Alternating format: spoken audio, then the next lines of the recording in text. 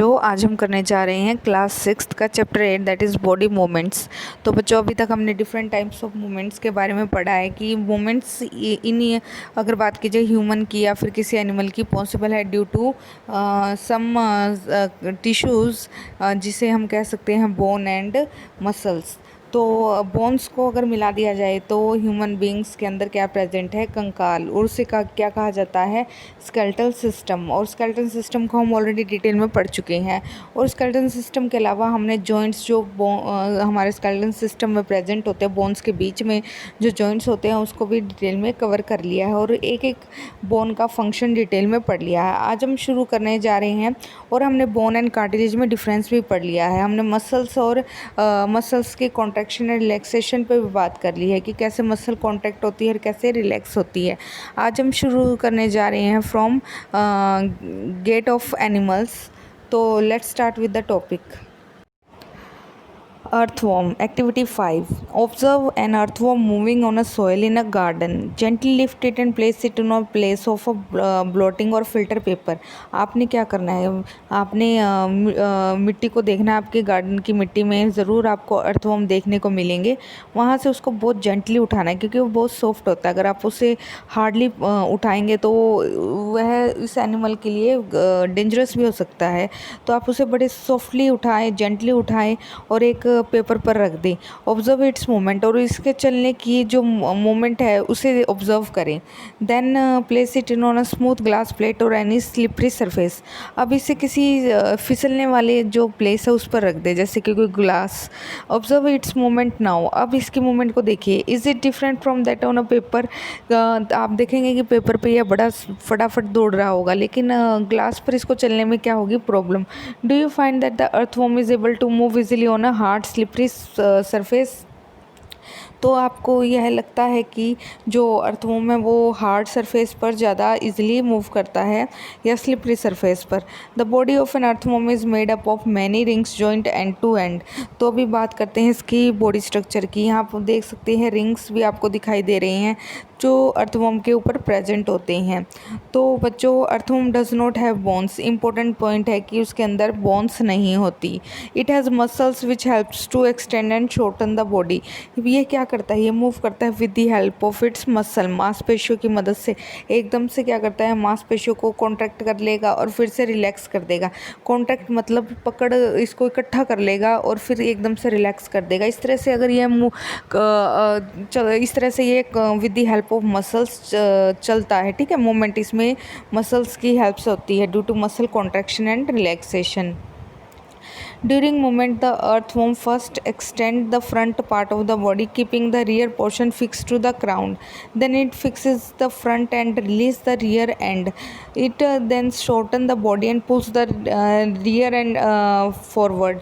तो बच्चों, आपने देखा है कि कैसे, जैसे ये अर्थवर्म है तो ये चलने में क्या करता है, पहले तो ये जैसे इसकी फुल लेंथ इतनी है तो ये क्या करेगा, ये पहले तो सिकुड़ जाएगा, मतलब ये अपनी इसकी जो मसल है उसको सिकुड़ लेगा और फिर एकदम से उसको रिलीज़ करेगा। तो इस तरह से यह ऐसे करके फिर एकदम से मूवमेंट पॉसिबल हो पाती है।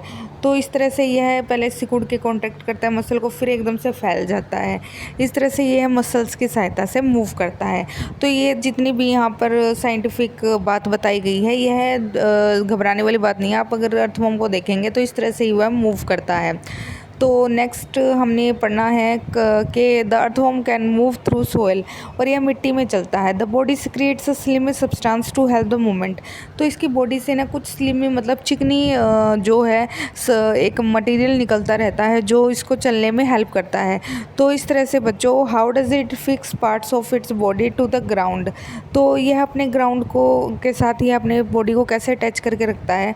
Under its body has a large number of tiny bristles hair like structure. Important है, इसकी बॉडी के नीचे, जस्ट नीचे छोटे छोटे हेयर लाइक स्ट्रक्चर्स होते हैं जो पकड़ बना के रखते हैं मिट्टी के साथ, और इसे हम किस नाम से जानते हैं, ब्रिस्टल्स। इंपॉर्टेंट है, किस में प्रेजेंट होता है, अर्थवर्म में। ये पूछा जाता है कई बार ये क्वेश्चन कि ब्रिस्टल्स किसके अंदर, कौन से जीव के अंदर प्रेजेंट है। ये प्रेजेंट होते हैं अर्थवर्म के, जो उसे चलने में मदद करते हैं। और कहाँ प्रेजेंट होते हैं, बिलो द बॉडी। और the bristles help to get good grip on the ground, यह इसका फंक्शन है। तो ब्रिस्टल्स के ऊपर क्वेश्चन हमेशा पूछा जाता है कि where the the bristles present and what is its function. तो आई होप आपको यह समझ में आ गया होगा। The earthworm actually eats its way through the soil, its body then throws away the undigested part of the material that it eats. This activity of an earthworm makes the soil more useful for plants. तो बच्चों important चीज़ है, क्यों हम earthworm को farmer का जो friend कहते हैं, क्योंकि अर्थवर्म ना सब कुछ खा सकता है, और जब ये खाता है गली सड़ी चीज़ों को या कुछ भी, तो वो मिट्टी में पीछे जो इसका वेस्ट है निकलता रहता है, और यह एक तरह से खाद होती है जो मिट्टी की गुणवत्ता को बढ़ाती है। तो इस तरह से यह फार्मर का फ्रेंड होता है। दूसरा जो एनिमल है दैट इज़ स्नेल। तो आपने देखा होगा घोंघा, हिंदी में घोंघा कहते हैं, कि घोंघा कैसे चलता है। तो बच्चों स्नेल है, snail activity 6, collect a snail from a garden, have you seen the rounded structure it carries on its back. तो कभी आपने देखा है घोंघा, तो नीचे तो सॉफ्ट बॉडी होते हैं, लेकिन ऊपर एक शेल होता है जो ऐसे घुमावदार होता है, ठीक है। तो this is called the shell, इसे शेल कहा जाता है, और ये हार्ड होता है। It is the outer skeleton of the snail. एक तरह से जैसे बोन्स हमारे शरीर के अंदर प्रेजेंट होती है, इसी तरह स्नेल के ऊपर ये स्केलेटन प्रेजेंट होता है जो उसको किसी भी हमले से बचाता है। The shell is single unit and does not help in moving from place to place. तो आप देख सकते हैं कि घोंघे को जो हमारा स्नेल होता है उसको इस शेल को लेकर घूमना पड़ता है। ये शेल मूवमेंट में कोई हेल्प नहीं करता, ये जस्ट प्रोटेक्शन प्रोवाइड करता है। And the shell is single unit and does not help in moving from place to place. It has to drag along. Drag मतलब स्नेल को इसको अपने साथ खींच कर ले जाना पड़ता है। Place the snail on a glass plate and which place the snail on a glass plate and watch it. तो इसको आप ग्लास प्लेट पर रखें और इसको ध्यान से देखें। When it start moving carefully lift the glass plate along with the snail over your head, observe its movement from beneath. तो बच्चों आपने क्या करना है, इसको ग्लास प्लेट पर रखना है और इसकी मूवमेंट को देखना है। A thick structure and the head of the snail may come out of an opening in the shell. The thick structure is its foot made up of strong muscles. तो कभी अगर आपने देखा हो तो जो स्नेल होता है, स्नेल के ऊपर ये क्या है, शेल। शेल इसकी प्रोटेक्टिव कवरिंग। जो इसकी जो आंखें होती हैं वो इस तरीके से ऊपर की तरफ अमर्जिंग होती है, ये इसकी आंखें होती हैं, मतलब ऊपर की तरफ जो एंटीना है ना, एंटीना के जस्ट ऊपर इसकी क्या लगी होती हैं, आंखें, और इस तरह से मूव करता है। और जो नीचे आप देख सकते हैं जो मस्कुलर क्या है, फुट, ये फुट क्या करता है, मूव करता है, ठीक है।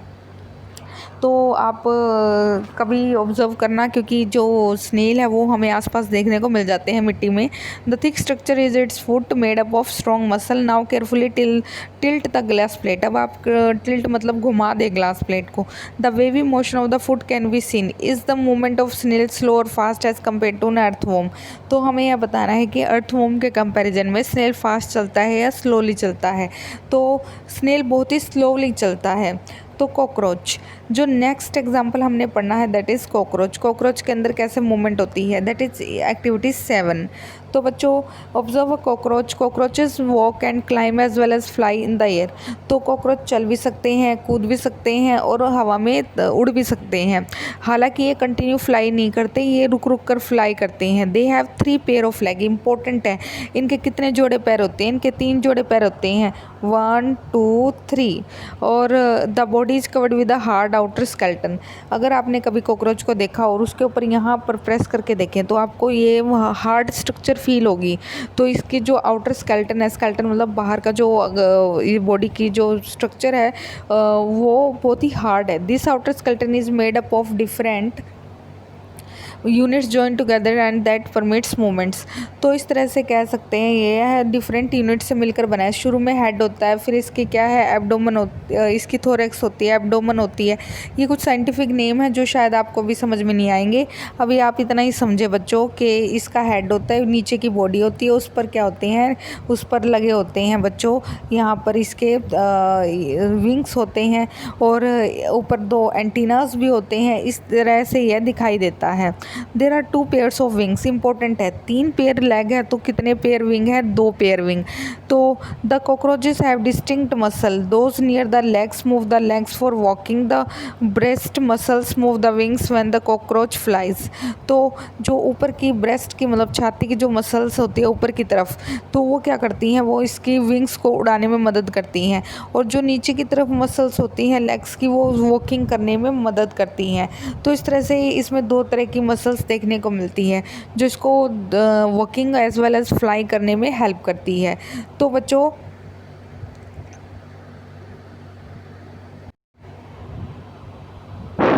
बच्चों आज के लिए इतना ही। आज हम कॉकरोच तक पढ़ेंगे, आगे वाले एनिमल्स हम नेक्स्ट लेक्चर में करेंगे।